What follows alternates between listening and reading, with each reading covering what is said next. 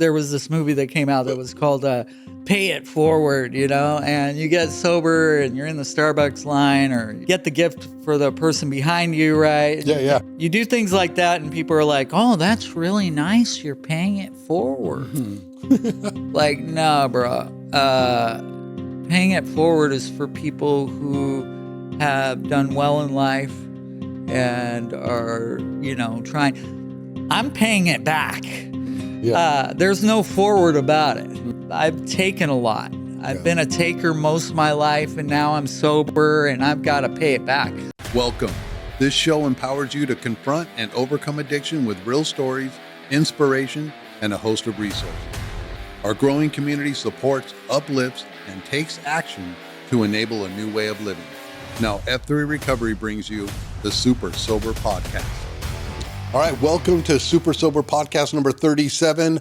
We appreciate all the people that have been appreciating us doing a little bit of podcasting and being some good information into their ears and their eyes on YouTube if you're watching it. I'd just like to tell you that my name is Brett C. My sobriety date is 4/21/03. I'm an RN with a BSN. Been helping people out in hospitals with this crazy convoluted disease addiction. And we'll go to my left over here with our co-host. Yeah, my name's Mike G. Sobriety date October 16th, 2022. Work in for a nonprofit helping people with disabilities find independence, and have been doing that for 15 years.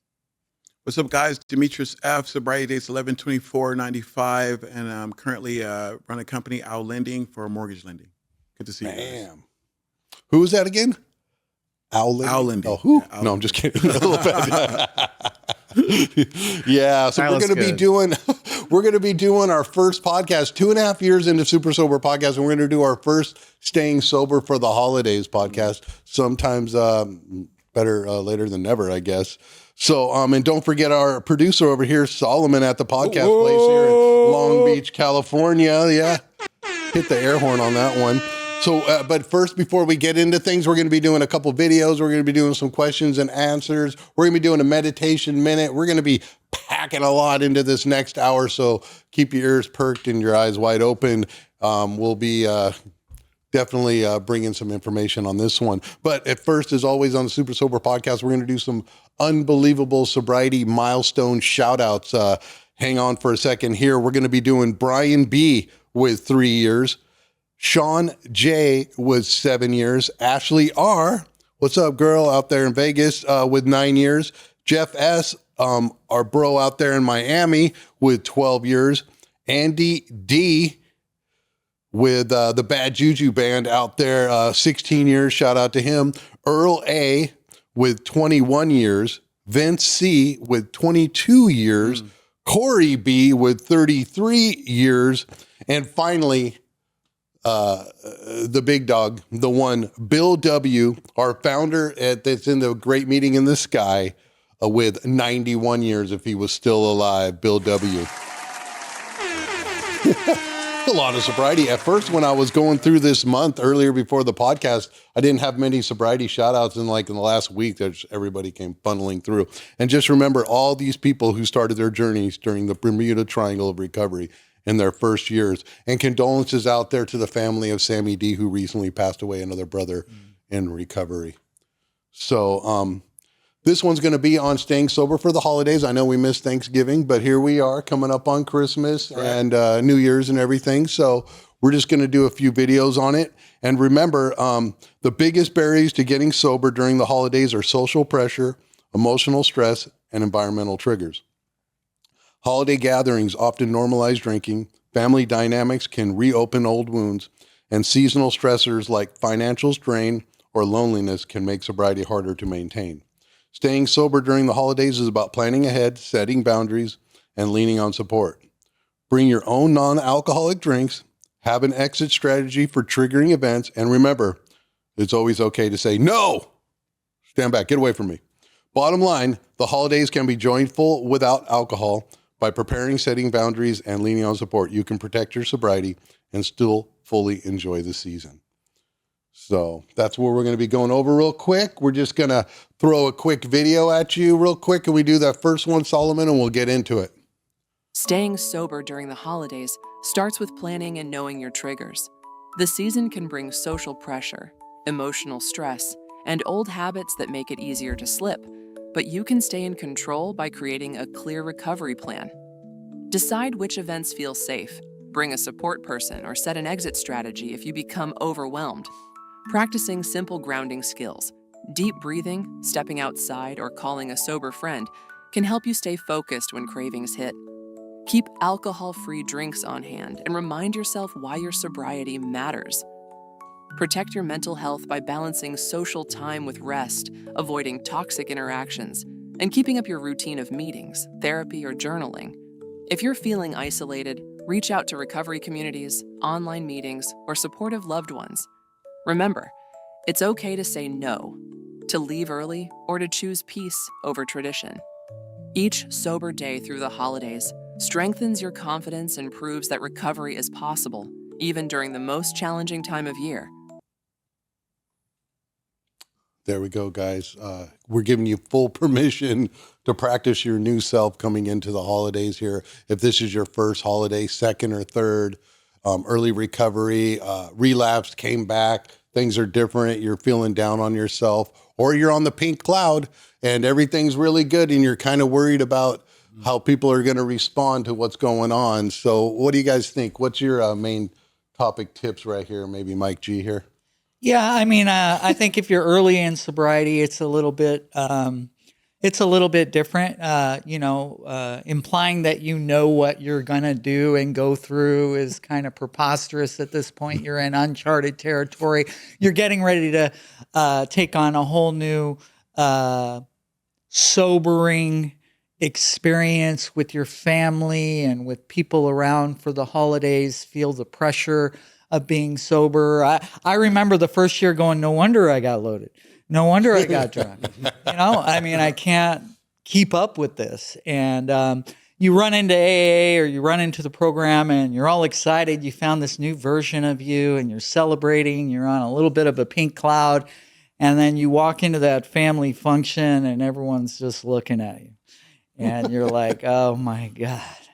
And it's Mike. Yeah, I mean, the bottom line, great tips on the video. I really appreciate them. The truth is you're going to have to do whatever it takes to stay sober, right? You may have to go to an excessive amount of meetings. You may have to, walk away from a family function if you're feeling so upset that you're not going to be able to make it through to dessert. You may not have a lot to offer other than taking out the trash and washing the dishes and trying to be helpful to those people around you and keep your mouth shut and, try and sustain the blow. I think the big book says, we made a more important demonstration in our homes, occupations, and affairs. It means this is your first demonstration of you sober, and it can be a little uncomfortable. Now I'm a few years into it, and now they expect me to be there. They expect me to bring stuff. They expect me to, be present and to be kind of the epicenter of the experience. On Thanksgiving, the grandma, the mother of my children, the grandpa, the kids, all looking to me, saying that I inspired them and that they, are so happy I'm alive. I mean, that wasn't the case in the first year. So I think it's a growing experience, but it is good to get that initial blow, with finding out who the hell you really are. Because I feel like the Bermuda Triangle, when we talk about Thanksgiving, Christmas, and New Year's, people bouncing and disappearing, I mean, that just extends. A good friend of mine always says, oh, and don't forget Valentine's Day, the most dangerous of them all. I love that he says that, because it's one holiday after the next. And so anyways, yeah. Yeah, I don't even know how much I can add to that. Mike hit it right on. In early sobriety, I mean, man, I just didn't have a lot of dollars, can't bring a present. I was just all shot out of the recovery home, and you're just coming back to that group. And then through the years, you find out that some of the uncomfortabilities, you can be a mirror to other family members who are drinking or using.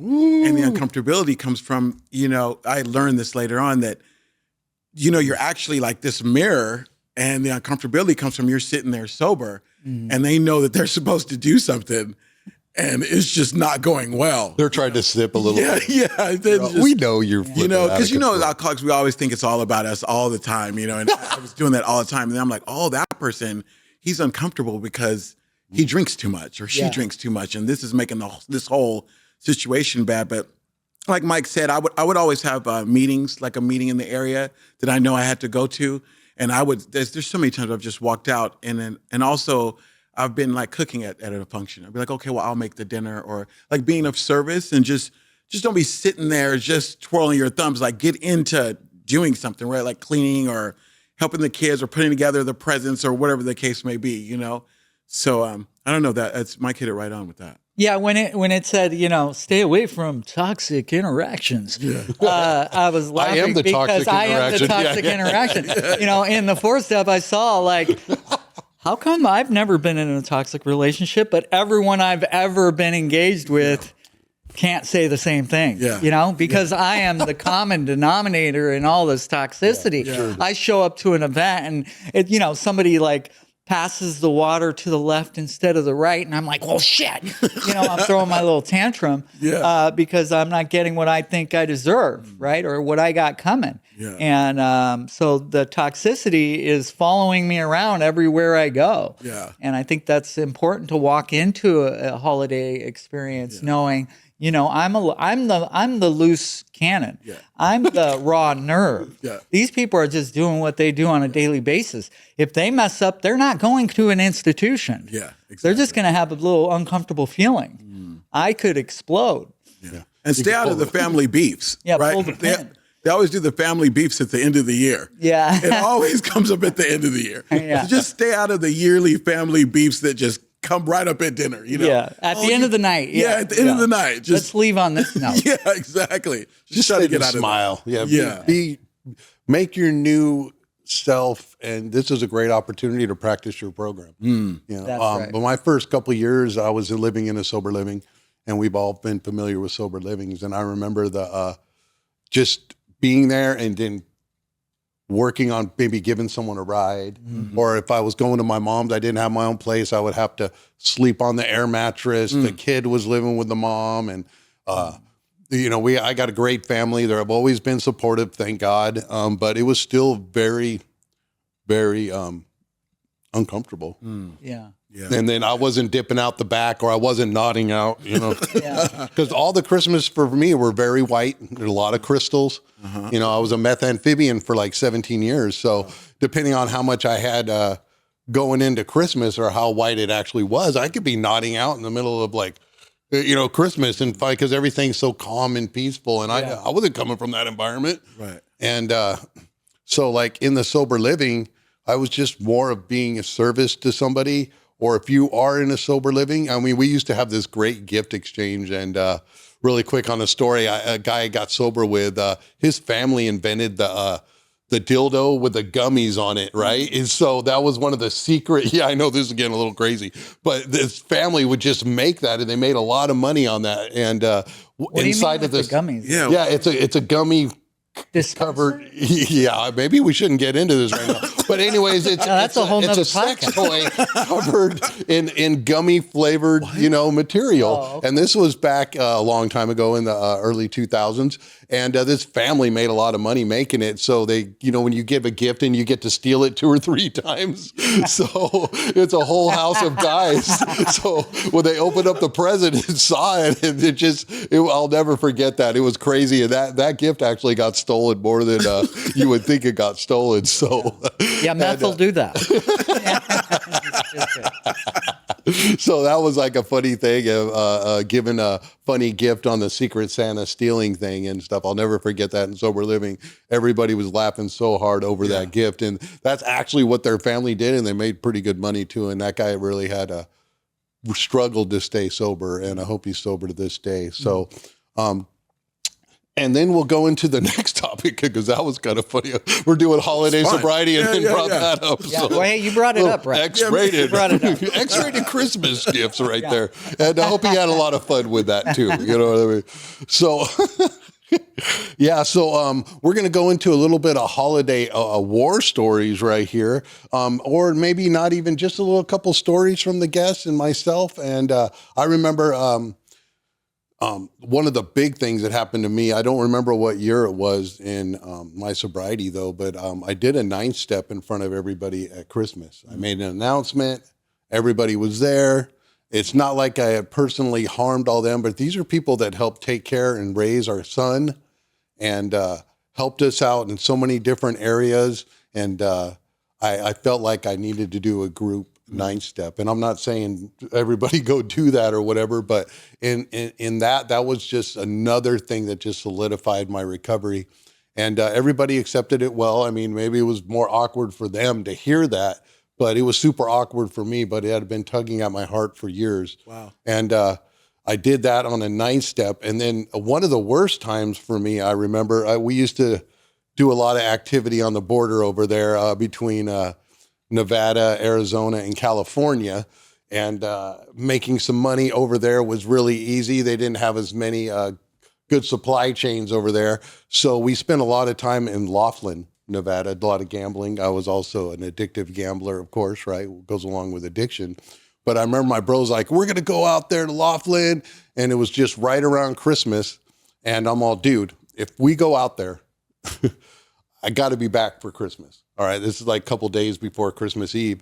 And he's all, yeah, sure, no problem. And I'm like, I should have, first thing we would do and we would drive in is make sure our tank was full of gas because we know we're going to burn everything down. And no matter how much money we made gambling or whatever we were doing, it was never enough.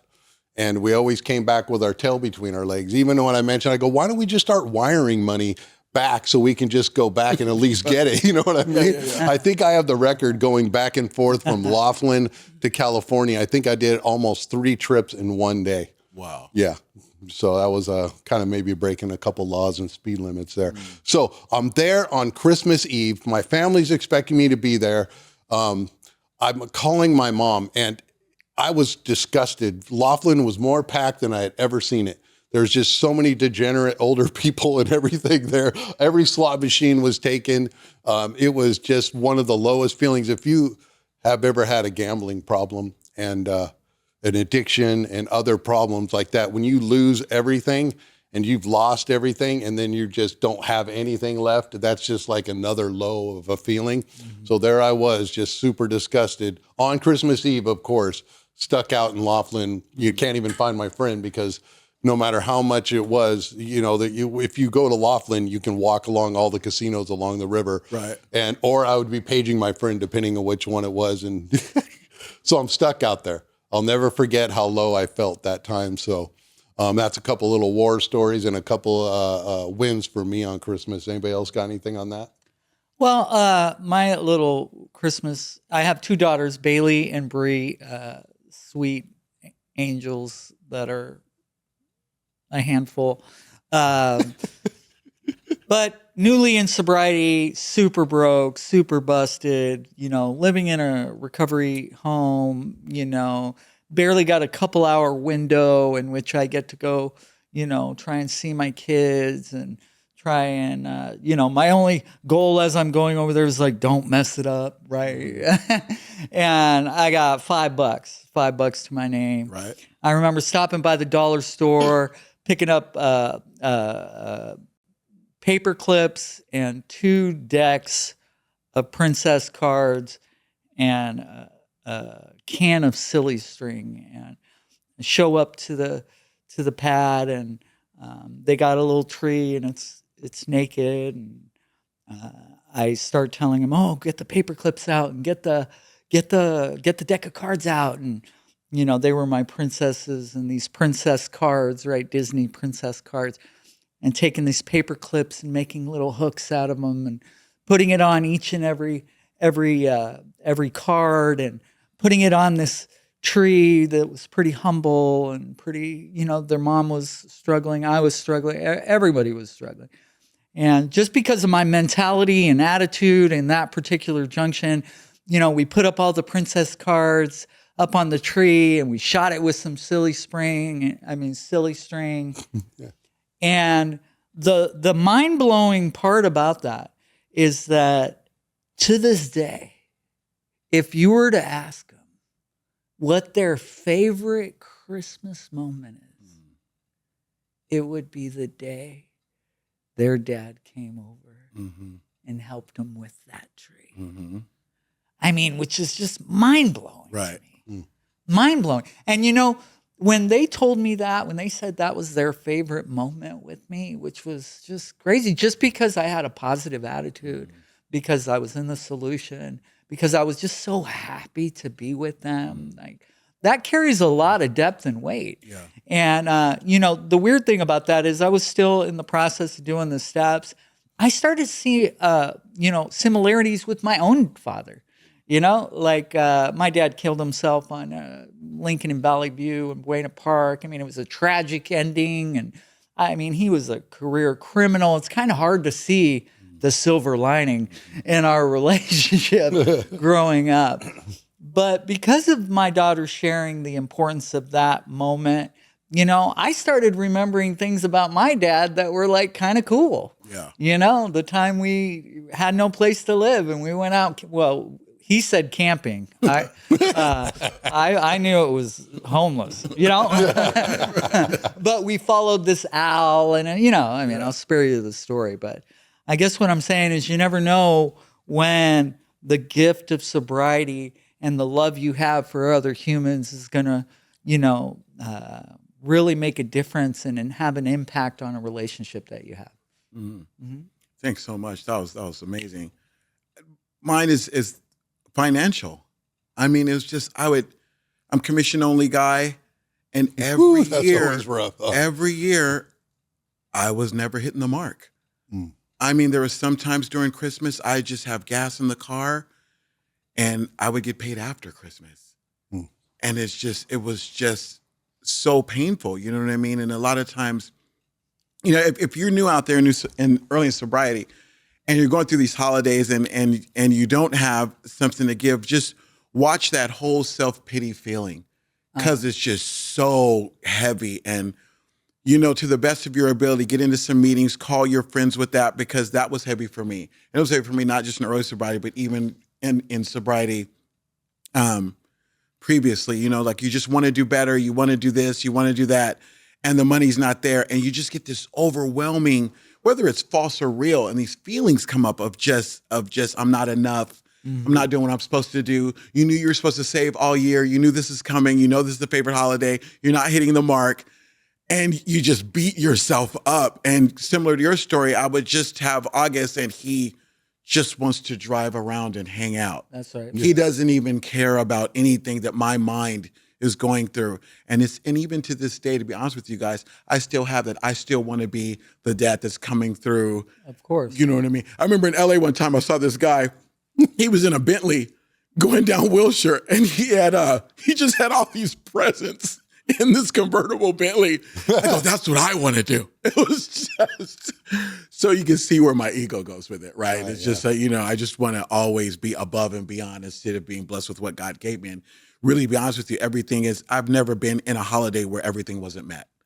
Whether it's Thanksgiving, the food's there. Whether it was Christmas, all the presents were there. Everybody got what they needed and everybody was happy and that holiday left. And it's very important to know that this is just a day and tomorrow's coming. That's right. And let's not blow our sobriety for this moment and these feelings that are not real. You know what I mean? Yeah. And what do they say? Like if you have no presence, then your presence becomes your presence. Exactly. That's a fact, Mike. That's right? a fact.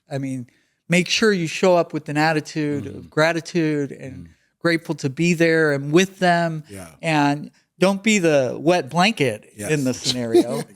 You've just spent, however long. Pity on. You've already spent that whole last decade for me, decade being, a buzzkill to every holiday. Needy, victim, Facts. whiny, just not getting what I deserve, just Shed all that. Be something different. Act, don't be bitter. Be better. That's the overall, thing you'd want to tell anybody new in sobriety. If you show up, show them better. Better than what you were the last so many years. Right. To the I, self, and me, right? Yeah. Talk about, right? Yeah. It's very self-centered. Some good stuff. Chew on all that, guys. That's for sure. So your opportunity to build the new you, have a new persona, a new identity with going through. Maybe someone might not even notice that for the first year. Maybe there's a lot of drinking. I remember I've been in jail for Christmas. I remember being in Glen Helen and just I'm a pretty out there user and singing the Sancho Claus song that I made up. Your kids now call him daddy. Your old lady does the same. You better not pout. You better not shout. You better not cry. I'm telling you why. Because Sancho Claus is coming to town. Sounds like a military song. Yeah. Say that, but you know what I mean? Yeah. And I remember I was singing that out there and my homie Rhino was like, bro, you need to tone that down a little bit. A lot of people are doing some hard time and shit. And I go, well, my old lady's probably out there doing something too. Yeah. You know what I mean? So it was a trippy Christmas day over there at the Glen Helen Detention Center. And so, I mean, I could tell war stories and different times because I know a lot of us that are listening and stuff have been in jail at that time, have lived in sober living, have been on the streets during Christmas time. And it's like, we're here sharing as our higher selves now because all of that inside of me was there too, but it was just buried, that's for sure, under a whole lot of, white Christmas for sure. But, I did get out of jail and I did go through programs and I have rehabilitated myself. I'm not that same person anymore, even though that's a great song. But, but, I'll get a little bit crazy on this podcast, I guess. But I'm also alluding that I'm also a changed man. And what we can do and where I do show up to Christmas now, I'm not like, can I help out? Yeah. Can I maybe do something more or sit there and be supportive or listen or be in the corner or actually, bring a gift? Or it's usually not about how much it is or anything. People are super appreciative that at least maybe your family members this time and this Christmas don't have to worry about you. Yeah. Maybe like, because I know a lot of my family during the time and holidays would be like, okay, are we going to go out of our way to make sure Brett shows up to Christmas? Or, even his own birthday or a funeral or anything, at least that's not on the table. We don't have to worry about, he can drive himself this time. You know what I mean? Yeah. Yeah, I mean, I remember thinking like, I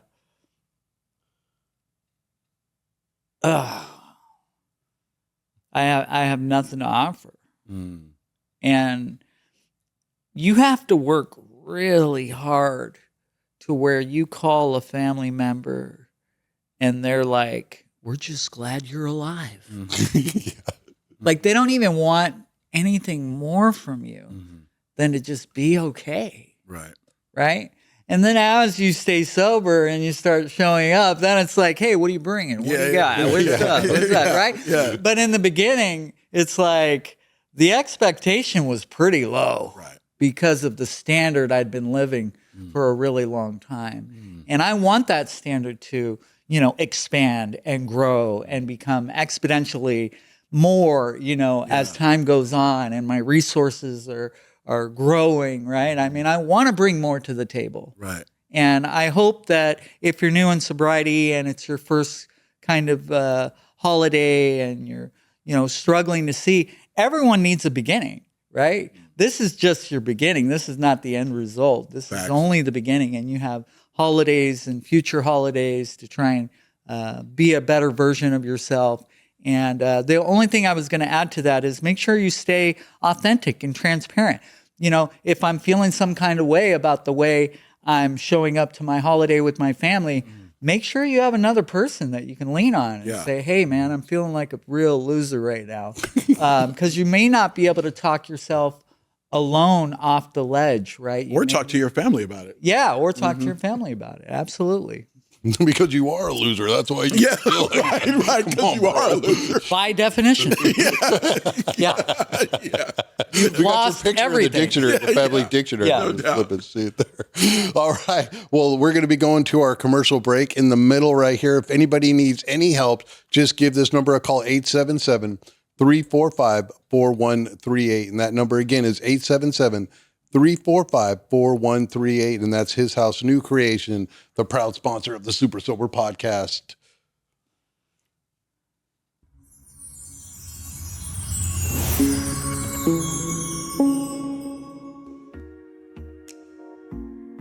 At Embrace Life Change, your journey to mental wellness begins in a place where understanding meets action, where care is personalized and recovery is achievable. With over 30 years of experience, our expert team offers a range of evidence-based treatments tailored to each individual's needs. From anxiety and depression to complex psychiatric disorders, our comprehensive approach includes cognitive behavioral therapy, mindfulness practices, and innovative programs designed for deep healing. Our small treatment groups ensure personalized care, fostering stronger connections, and a supportive community that empowers your recovery journey. Hear from those who've embraced change and found hope, healing, and a path to a better life with us. Embrace Life Change is more than a treatment center. It is a place where lasting change begins. If you or someone you love is seeking help, call us first. Let's take that first step together towards a brighter future. Embrace Light Change, nurturing mental health, where hope and healing meet. All right. Thanks for taking a little bit of time there to listen to His House New Creation. Anybody needs any help, Medi-Cal, any insurance, just give a call. They're there to help. Counseling, everything's available. They stick with you. Alumni out here. I've been an alumni for a long time. Glenn's always been out there to help. And happy holidays to all the people out there and alumni and just everybody. So we are doing a heartfelt, warm podcast with a little bit of funny stories and on staying sober for the holidays. I remember when I got out of that sober living, moved into the apartment, another fresh start, another starting all over. I'm just so tired at that point of starting over, but I knew this time something had changed. I stayed in that sober living for 2 years. There's something magic about going through 2 years of sobriety. There's 2 years of a repetitive process with the new you, going into some good momentum into year 3. Remember, you're a newcomer for your first 5 years. Hunker down, get uncomfortable. You're going to get comfortable. I'm completely comfortable in my sobriety. I know Mike is, D is. We still, have uncomfortable times, but we know how to process through it. And it's not about us. Are you Jesus? No, you're not the reason for the season. So usually there's some kids or someone that needs some help. We're asking you to go out with your own gifts, foster those, help some people. We got a good friend, Henry, that's really of service out there in the program. He starts plugging the Thanksgiving, Christmas over at the GGAC like months in advance. And all the clubs have marathon meetings and places to go and people to see. And, you'll find out a lot of people in recovery, they're not broke. Yeah. They got things going on and they're more, give them the opportunity to help you. I mean, this is a program that's been reciprocating and helping people, and give your sponsor and other people a chance to help you because we want to give back. Yeah. That's how we keep it, by giving. So give somebody an opportunity to help you. Yeah. And it's like, don't just keep it in right there. So I remember when we moved into that first apartment, where I'm getting back to the point I was making. I mean, we moved in and we had a chair, a little chair, fold out chair, a TV that wasn't any bigger than the seat on there. And then we had a mattress. And, and this is the same kid that we had started over many times. And that's how we started. And I remember my brother was coming down. He was in the military up at a local fort. He's a retired military now in the Army. And on his way down, he had stopped at a yard sale. And they had like a little, it just happened to be this God put it out there. It was a table, some chairs, a bunk bed for the kid, and a couple other little items. And then he got us a refrigerator. And that refrigerator lasted us about 15 years, I swear to God. And it's still being used to this day with a little bit of a broken handle, but that thing's a tank. And that's how I started this time. Yeah. Super messy, nothing fancy. Yeah, nothing. I'd saved up some money in that sober living and moved out and had the dream, and I knew I was going to stay sober. And those are the times we remember a lot. Right? It wasn't about the money. I don't remember what I got really last year. I got some gift cards. A lot of our kids in our family have all grown up. It's not so much about the kids. We do a little gift exchange, but I don't remember what I got my son, the kids, last year or what I got the wife or whatever. I try to be very thoughtful about what I give, and then sometimes throughout the year, but I'm not the most thoughtful gift giver. I mean, that's just the bottom line. Some people are a lot better at it than me. Yeah, while I don't know how long ago, but there was this movie that came out that was called Pay It Forward, and you get sober and you're in the Starbucks line or you're taking care of stuff and, get the gift for the person behind you, right? And you're thinking, I'll get their drink, right? And you do things like that, and people are like, "Oh, that's really nice. You're paying it forward." Like, no, bro. Paying it forward is for people who have done well in life and are, trying. I'm paying it back. There's no forward about it. I've taken a lot. I've been a taker most of my life, and now I'm sober and I've got to pay it back. I'm not in the black. I'm in the red, and I like to take that attitude no matter where I'm at. If I go to my family, I'm thinking, I'm wrong and I owe. If I go to work, I'm thinking, I'm wrong and I owe. Not to punish myself, to keep myself of right size, not forgetting where I came from.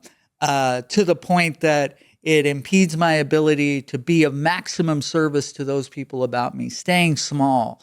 There's something about that in regards to recovery, especially in the early consummation of the 12 steps of Alcoholics Anonymous, staying small of right size. I think the As Bill Sees It book says, intellect and humility can work hand in hand. Granted, humility comes first.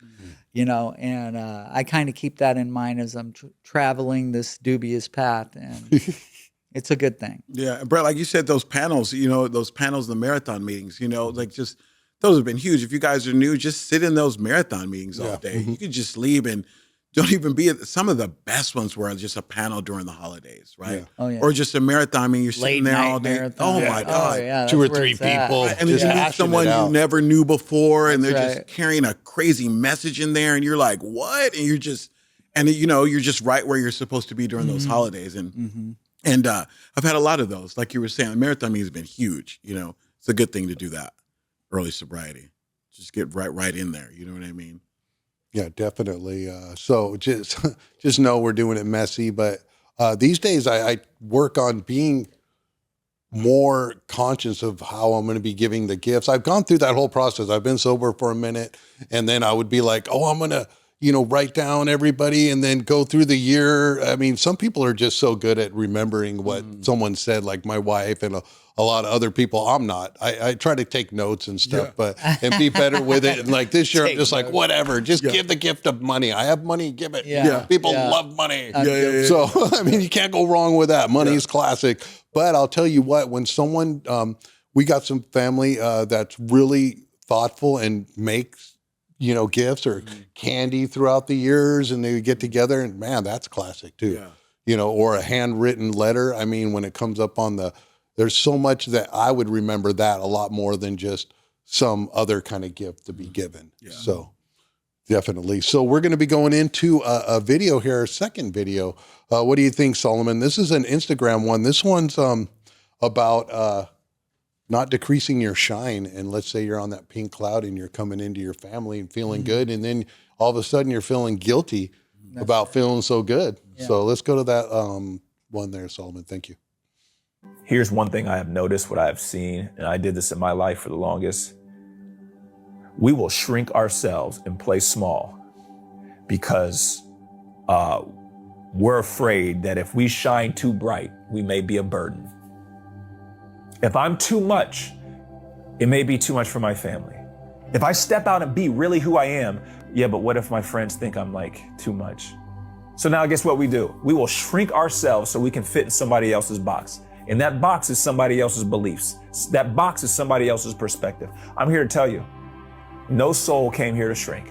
All of us came here to expand. And here's the beauty of it. If I let my light shine, that shouldn't take anything away from your light because you had your own light.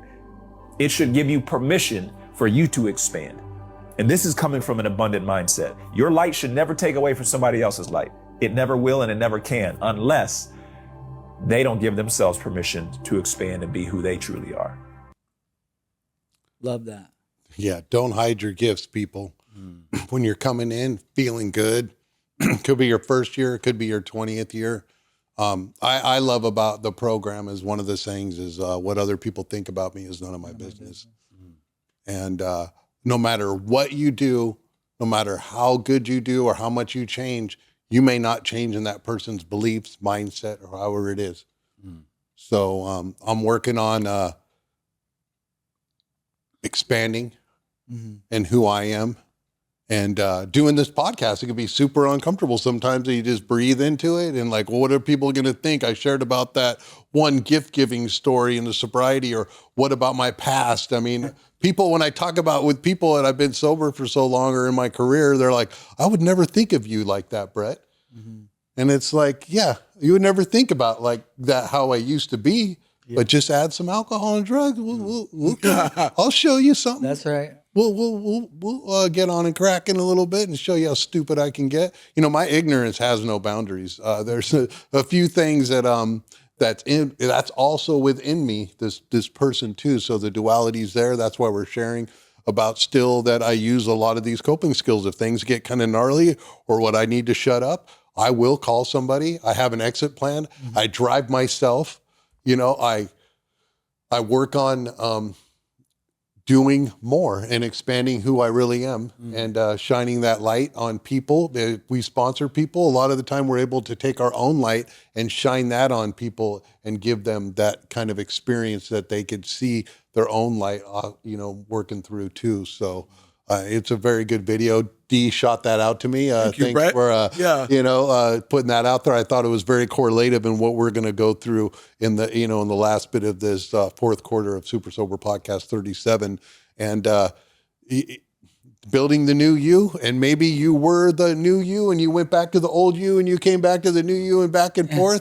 And so be it. You know, I mean, that's a part of the process sometimes, and it's the power of the program that we get to reset and pick up our bed and walk on. And Jesus didn't flip and undo his light.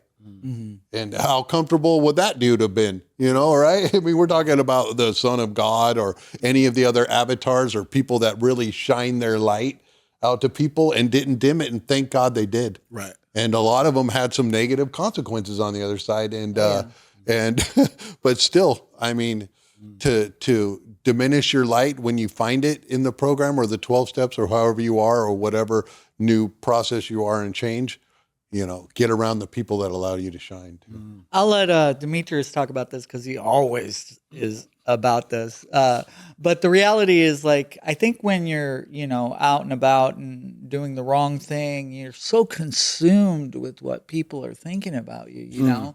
And it's just, it's mostly your own shame and guilt about your lifestyle and your behavior. And when you get sober and you start, growing and expanding, I think like this idea of shining, which I love his terminology, is not about showing off, it's not about impressing others. It really is about being yourself and really not limiting where that could take you, right? Based on the restrictions that other people may have of you, perceived or real. The reality is like recovery is limitless. You can take it as far as you'd like to take it. It's a choose your own adventure. And that's very different than the life you had before you came into recovery. It was very restricted, and there were a lot of boundaries, and there were a lot of obstacles. And while there may be some truth to the obstacles you'll face to be a brighter version of yourself, it can't be constricted by what other people think. And I just love this idea of like putting your best foot forward and taking everything you have and throwing it out there, throwing caution to the wind in relation to your success and your risks that you take, not with your recovery, but with your life and with where sobriety can take you. And I've had so many examples of people that like dared to dream and dared to, accept their fate in life. So Demetrius, this is definitely right up your alley. I think you're a good example of people that, really push people to not be restricted in their recovery. Thanks so much. This is just huge for me. I'm in this now, right? This. When I was growing up, I didn't know how to deal with my intelligence. I get sober. I told my ex one time, I go, there's something the matter with me. I don't see things as other people see it. And she said, I know. And this is all, my mind came to me once I got sober. I had no idea I had the intelligence or who I was. I'm still trying to find it now. And what I like about what he's talking about is, for years I will do that. I will be small. It doesn't matter where I am. I will be like, I'll just downplay myself a little bit to fit in. I won't let my light shine. I won't push this out there. Just being with you guys and Solomon and just talking to him before this podcast, and just Brett, like, thank you so much, because I'm literally in the process, even just knowing with Mike, and I could go through this forever, but I'm not. I'm just trying to sum it up here. But this whole thing of like expressing who you are, getting out of yourself, and then really being the authentic Demetrius, man, that's a different deal. It's easier to be like, well, that's their opinion. I don't want to voice mine. I want to go right. Everyone's going left. I'll go left, right? Instead of just standing on who you are and bringing your gifts to the universe or your energy out there.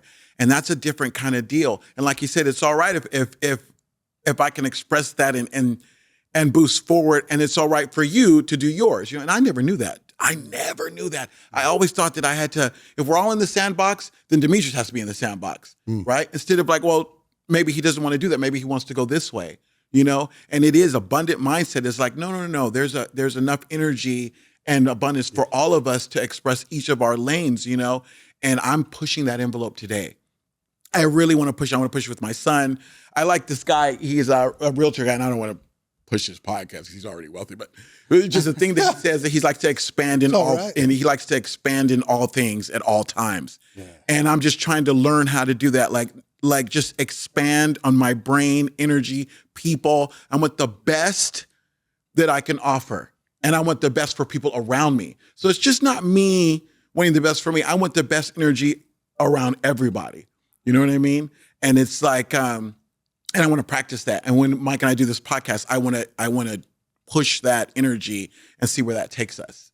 So I'm big on pushing that envelope. I'm really big on that. And sobriety's opened that door for me. It's just taken me to a level of a place where, and it's new and it's exciting, and I'm just excited to see where that's going to keep on going. Yeah, I'm excited too. Yeah, going to be.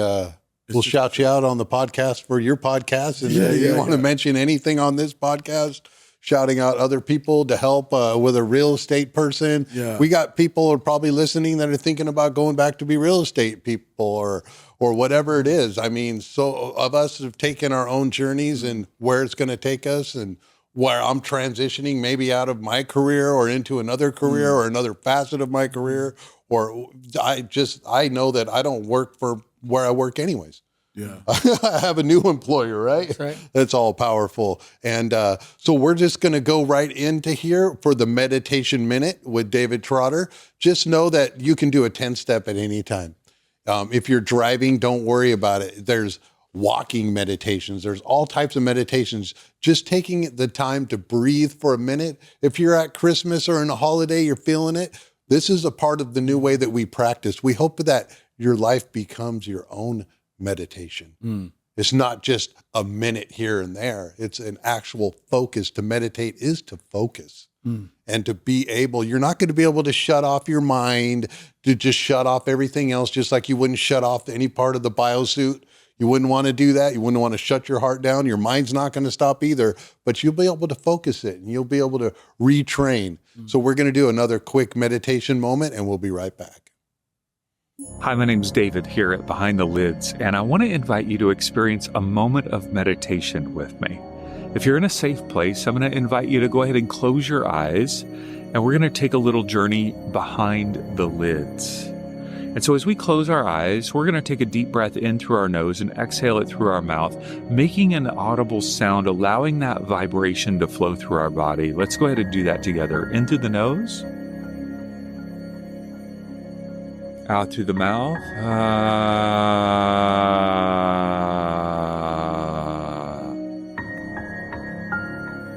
And in this moment, I invite you to go ahead in your mind's eye to see yourself walking up to the most expansive view you've ever seen in your life. Perhaps it's the Grand Canyon, or you're on top of a mountain. You're seeing the view all the way to the right and all the way to the left. Beautiful blue skies, clouds flowing above you. And you feel the peace of being able to see your life from high above, not worried about the details of the things that might be dragging you down in this moment. But with this expansive view, you feel an overwhelming sense of peace coming upon your body. And in that moment, you also recognize that there is some extra weight that you've been carrying.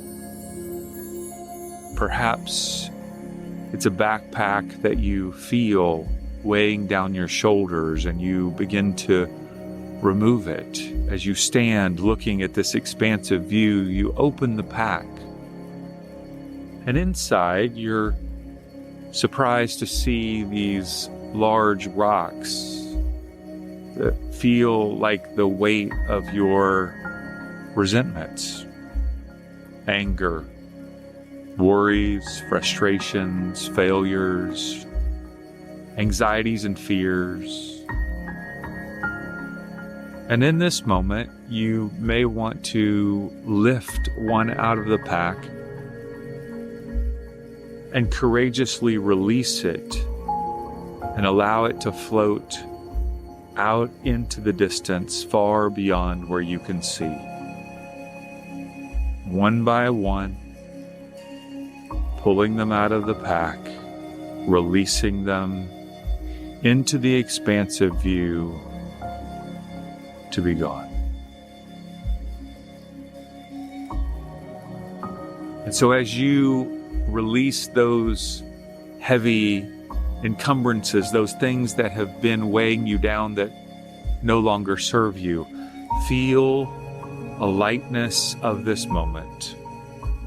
Feel the lightness, feel the peace of seeing your life from a bird's eye view and knowing that you are loved, you are whole, you are complete, just as you are. One more big deep breath into the nose, exhaling this time.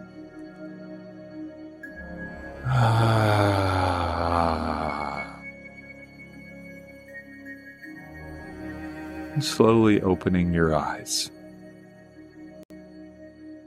Please know that you can experience this moment of meditation and peace anytime and anywhere.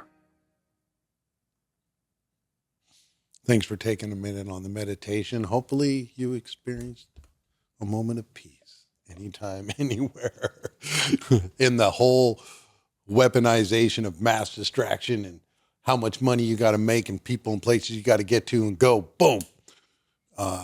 Maybe you can just slow it all down a little bit. And just because you're busy doesn't mean you're productive. I'll tell you that much. So we're going to go into Classic. woo. Yeah, right, Mike. Yeah, I'm going to get everything. And oh man. So we're going to do a couple questions for the guests here on our new little skit, the Disease's Advocate or the Devil's Advocate. And just know that Notorious right here. Thank you, Solomon, for prepping him up with a little bit of holiday candy. If you didn't see him over here, Notorious JID's out of the cell and got a little bit of candy. He's feeling festive too. So what would you say, Mike, to one of your sponsees? He goes, I don't want to do any holiday parties. I have resentments and issues with my family members. They're just going to trigger me. It's just probably better off if I just stay home. Oh. Yeah, I mean, the issues and resentments and problems that you're going to experience when you visit your family, you were the cause of. I knew this was coming. You were the creator of them. Oh my God. And so, you didn't want to end He's up holding in back. detox. You didn't want, it doesn't matter what you want. The reality is this is what we have to do. This is what grown adults have to do. This is what a person early in sobriety who, wants to have a transformation of thought and attitude have to do. This is what people that are new in sobriety, and you really got to start with changing the mentality. It's not I have to show up and see my kids. I get to. I get to see my family sober. I think I've said this on this podcast before. It's like, being alone on the street behind a dumpster is hard. Well, showing up to see your family can be hard. Choose your hard. Choose what kind of hard you're going to experience and the reason behind it, right? I want a new experience in this life that's revolved around healing and recovery and being better and living a better life and providing a better life to all those that surround me. So it doesn't, I think the big book says something to the degree of, a price has to be paid, right? A price has to be paid. It's part of the entry fee. So show up, do the best you can. If you can't take it, you may have to leave. You may have to have an exit strategy. But at the end of the day, I don't care what you do as long as it's not nothing. Doing nothing about it is a beginning to a path of relapse. And, you have a choice to make, and you'll continue to have that choice going forward every single day. Are you going to show up and do the best you can, or are you going to tuck tail and run and hide in the shadows? And today I choose to, sometimes it's messy, sometimes it's not, the greatest, but I'm going to be there and I'm going to show up. And if I learned nothing but, that I got a lot to learn, then that's still learning. So anyways, that's probably what I would say. Oh, thank you so That was much. a good one. Wow, Jesus. Bam! Right? Let's go. What about you for a couple minutes here, Mr. D? Isolating during the holidays. It's lame going to AA, NA functions, marathon meetings, whatever. What would you tell your sponsee? So what are you going to do? Listen to your head all day? I mean, what is that? So you're just going to sit in your self-pity and listen. It's already hard enough that it's early sobriety. You already done burnt everything around you. The worst thing you can do is just be isolated thinking about yourself all the time. That is just the kiss of death. Get out there, get to some meetings, serve some coffee. Why don't you talk to the other guy who just got in the house or just came off the street and help that guy because his family's gone or his people are gone, and get out of yourself, or reiterate what Mike's talking about. I mean, this whole thing of this is the price for reentry. You have burnt everything around you. You've left a scorch of pain and debauchery behind you. I was just going through this with someone. Why do you think this is Club Med or you're at the Four Seasons? This is what it is. You're at the Motel 6 with Top Ramen. and, you know, gallons of water. This is it right here. So, you know, get out of yourself, get to some meetings and help somebody. That's what I would say. Like, don't be isolated. That's the kid that does. It's already going to give you negative thinking, and it's just going to make it worse. And it's a dead loop. And then you'll come to the thing of like, well, you know, I don't want to do this. And the next thing you know, you're drinking and one more, and then you just have to do this again. It's just not worth it. Just hang in there. Yeah. You know what I mean? I heard a saying that said, you know, alcoholics treat loneliness with isolation, which I find interesting. And I'm finding that it's not only alcoholics who do that, right? Oh, no. So the opposite of addiction is connection. That's a And fact. right now, stuck in your own kind of vortex, you really need to reach out and start connecting with whatever or however. It wouldn't matter if it was, you know, a oak tree at the park nearby. I mean, you know, get out. Your disease definitely wants you isolated. It definitely will pick you off if you give it enough time. And your mind, old timer told me, your mind is not your friend. Yeah. You're not supposed to be. Your head is just not your friend. If you're in early sobriety listening to your head, I mean, I don't know what to tell you with that. That is, and even now in sobriety, it's just, even with this time, I try to practice not listening to my head as much as I can. It's not a good place. Yeah, you think when you're new, you know, you'll hear people say, your mind is like a dangerous neighborhood. Yeah. Don't go in it alone. Yeah. You know, you think that's unique only to newcomers, but no, that might be indefinite. Yeah, it's forever. Well, thanks again for another insightful holiday. Stay sober for the man. You know, we got it going on here. I hope you guys loved it. I hope you liked it as much as I did. I was super uncomfortable sharing about some of my old war story stuff, but we're at the end of Super Sober Podcast number 37. We can be reached at info@f3recovery.org or info@supersoberpodcast.org. You can email us for any comments, questions, and concerns. We can be reached on any platform. You just type in Super Sober Podcast. Videos on YouTube, like I said before, we're on all platforms. We're super easy, super obtainable. Shout out to the Detox, the story of addiction, the deadliest disease that man's ever known. It'll be an awesome streaming series for recovery. We don't have our own niche streaming series. What's going on? Why won't they do it? We got it.